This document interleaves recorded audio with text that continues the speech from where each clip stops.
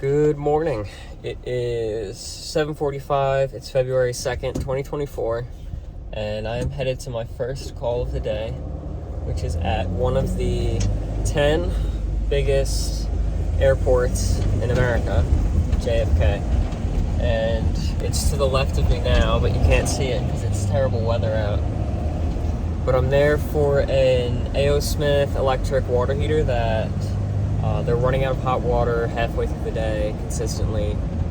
At least that's what it sounds like. So there is a chance that I may walk on like the tarmac. It depends. Apparently there's different ways to get into different mechanical rooms throughout the airport. But last time Mike did this, he went onto the tarmac, like actually got to see the planes at ground level. I'm hoping that I get to do that. That'd be pretty cool. Get some cool footage. Make Peter jealous, because my brother Peter loves airplanes. But hopefully I can fix their issue and get it resolved fairly quickly. I know going through security is going to be probably a bit of a pain. And I have to park at Terminal 8 and then take the air train to Terminal 1. I've only ever been to like Terminal 8 or 7 or something to pick up people and to fly to like Florida. I haven't been anywhere else in the airport, and I've definitely never taken the air train, so we'll see what happens. My truck's like 9.5 feet tall too, so I have to make sure I can park wherever I can find parking in Terminal 8. Hopefully it's not just a garage, but yeah, we'll see. Okay, so I am on JFK Expressway. The airport's kind of all around. There's the UPS terminal, but I need to make my way over to Terminal 8 parking. Thankfully, they have all these very descriptive signs. But once I find a spot, I start my time and head over to wherever I need to go. Yeah, it'd be cool to catch a plane landing right now, but I guess that's not gonna happen. Probably can't even see it because of how foggy it is. Well, looks like I made it. Terminal 8 parking. It doesn't look like I'll be too tall for anything. In 1/10 of a mile, keep right to stay on Terminal 8 arrivals. But I don't see any other commercial vehicles here. I wonder if even... Yeah, whatever, we'll see what happens. In 1/4 mile, take the exit to... Well, there's Terminal 8 parking, and all vehicles over 8 feet have to exit, so now I gotta figure out what to do. Well, more airplanes. I am headed to Terminal 4, see if I can park there. If not, then we have a problem. Okay, so I can't go to Terminal 4 parking because it's closed off. Or can I? Let's see. Parking 4 parking. Looks like, can I fit this way? And we got our ticket.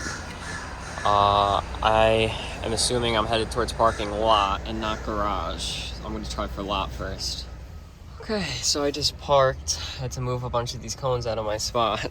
I don't know if I can even park here, but I need to. So now I got to get to the air train and make my way to Terminal 1. Air train. I am headed up the air train now, and then I'm meeting at Terminal 1.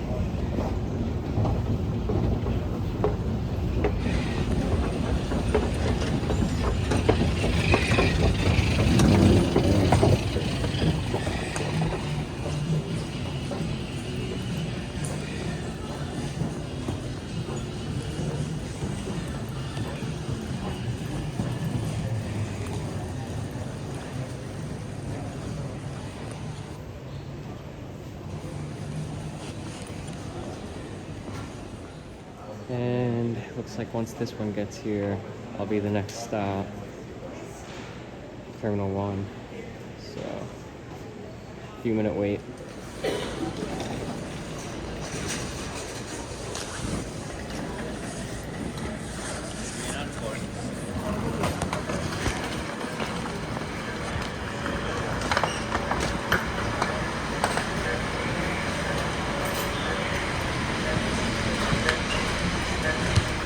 Okay, so I finished up with that. Fairly simple. I couldn't record because there were people over my back, but pretty much replacing everything except for the tank. And now I'm headed back to the air train to get back to the van. Total time from when I parked till now is about 2 hours, with going through security and walking through the airport and everything. Didn't get to go on the tarmac, but it was still pretty cool. And the lady I dealt with was very nice. So, on to the next calls for the day.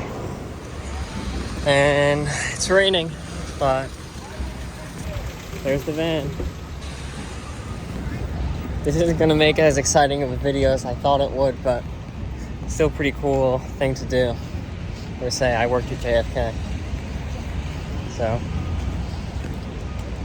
oh well. So I am headed off now to my next call, which is a Bosch Green Star floor mount unit that I have previously been to.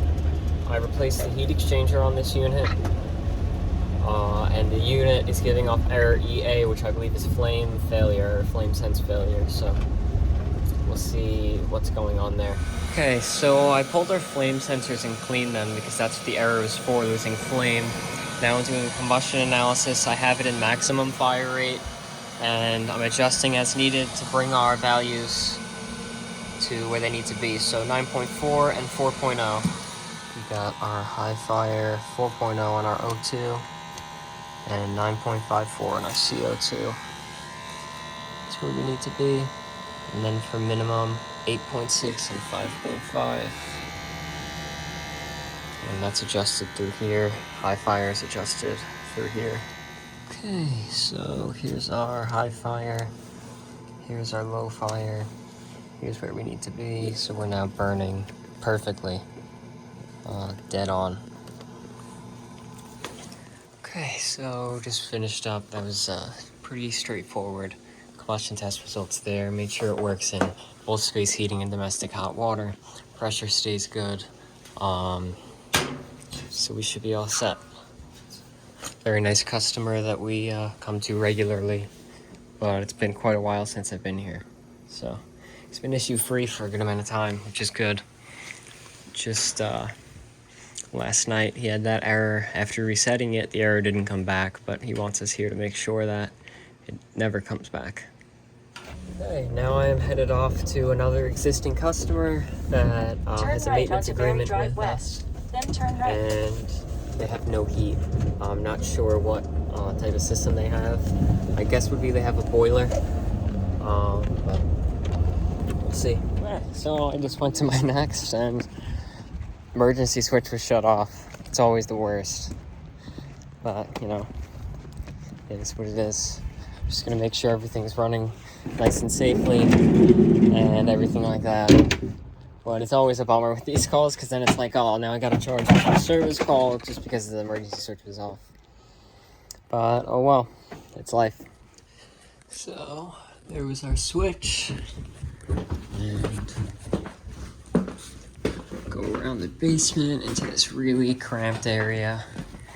Here's our boiler. There's the front of our boiler. The other side of our boiler, and our water heater that's wrapped in insulation. But it's just a matter of the switch being off. And get back here and do my combustion test.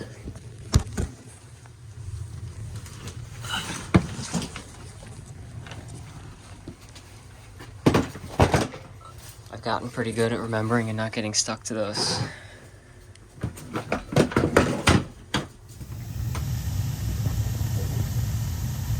Okay, so he's a maintenance customer, and his maintenance was scheduled for next week, so I just did his maintenance today. He doesn't get charged for the maintenance, so that worked out. At least it wasn't a waste of day off for him. And I'm passing by our old shop. Okay, yeah, so I did a boiler maintenance for that gentleman because he's a maintenance agreement customer. And it was scheduled in a little bit. I told him I'll just get it done now because I'm here. And it's, you know, makes it not a waste that he had to take off work today. And he was happy, so headed home now. That was it. I stopped at a supply house to pick up some parts for a job on Monday. And I'm working on an estimate for a customer that I was at yesterday with a carbonized boiler. He had the gas company come out and they resolved it, and he just wants a price for a replacement. With the age of the equipment, you know, the water heater is 22 years old now, as well as the boiler, so he'd rather just replace it and have peace of mind, I think, than clean it and, you know, have to do future repairs on it, as everything's old now, and the water heater is at 22 years for a water heater.